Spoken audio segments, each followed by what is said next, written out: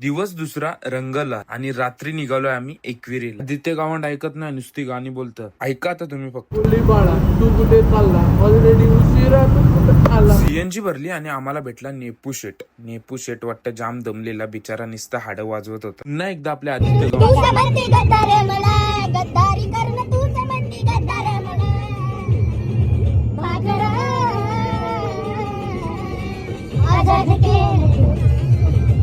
आणि फायनली आपल्या देवीच्या कमानीजवळ पोहोचलो आणि आपल्या देवीचे फोटो बघत बघत आणि सुंदर असे हार आणि ओटी घेऊन पोहोचलो आपल्या कारल्या डोंगरावर. पूर्णपणे एनर्जेटिक वाटत आणि थंडगार वातावरण. एकविरा माते की.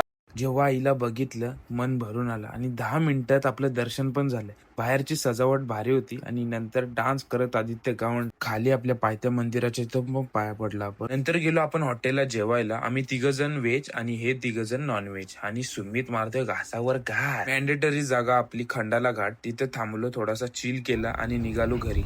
आणि मधीच रस्त्यातच गाडीच बंद. Guys bye bye, love you.